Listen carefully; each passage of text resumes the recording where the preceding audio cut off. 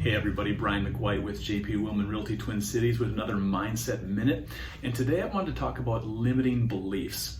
Limiting beliefs are this silent killer of productive behaviors. Behind just about every unproductive behavior or a lack of willingness to engage in a productive behavior is a limiting belief. And all I mean by limiting belief is a belief that you hold, that maybe sometimes you don't even know that you hold, that limit your ability to engage in productive behaviors, productive practices that can benefit your business. I'll give you a really common example in real estate.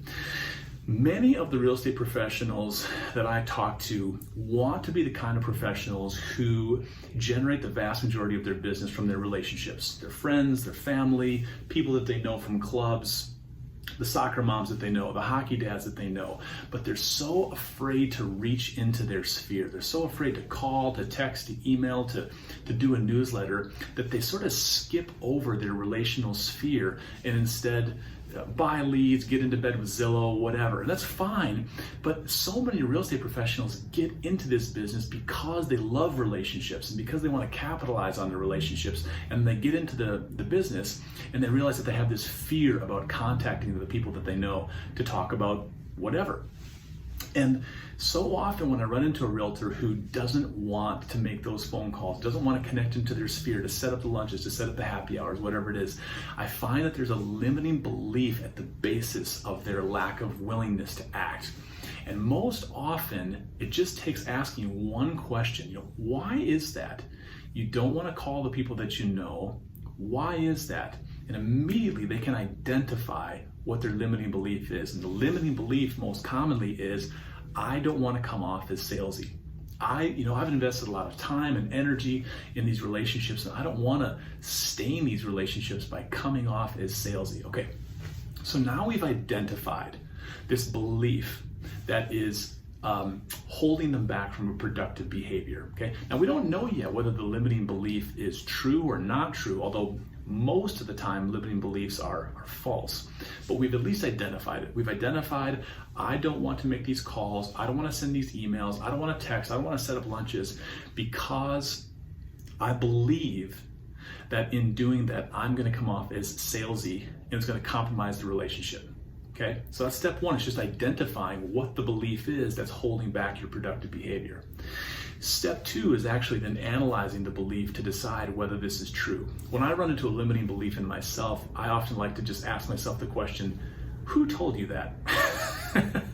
Who told you that any interaction you have with your friends, with your family, with people that you know from a club, who told you that those interactions are necessarily going to come off as salesy? Because I have interactions with friends and family and people that I know all the time that don't come off as salesy.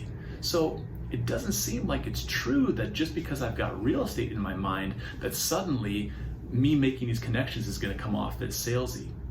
So I've identified the limiting belief. I've demonstrated to myself that the belief actually isn't true. But now here's the third and most important piece. Can I substitute in a different belief that's true and that will actually help fuel my productivity rather than sap my productivity?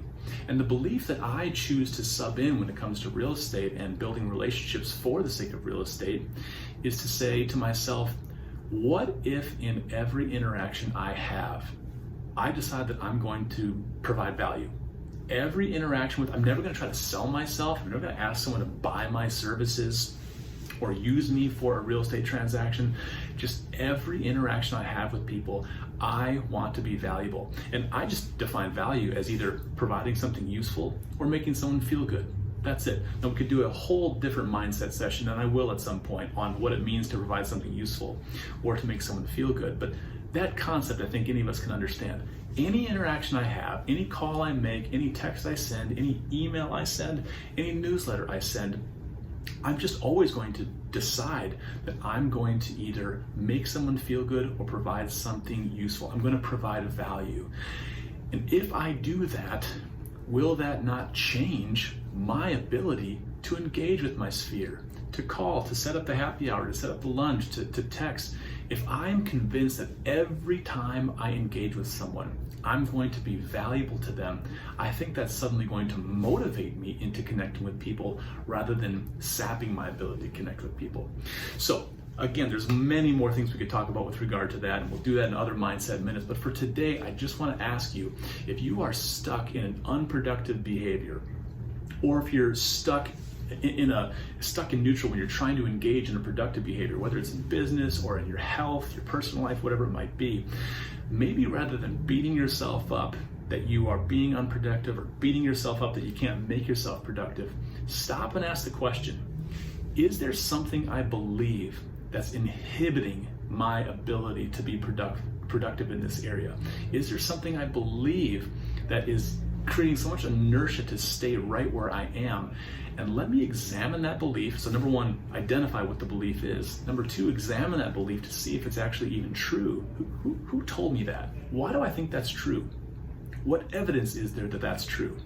And then number three, is there a belief that I can sub in for that belief, for that limiting belief? Is there a belief that I could sub in that's both true and will actually foster productivity and help me into productive behaviors rather than holding me back? Those are the 3 steps to rooting out those limiting beliefs in your life and getting rid of them.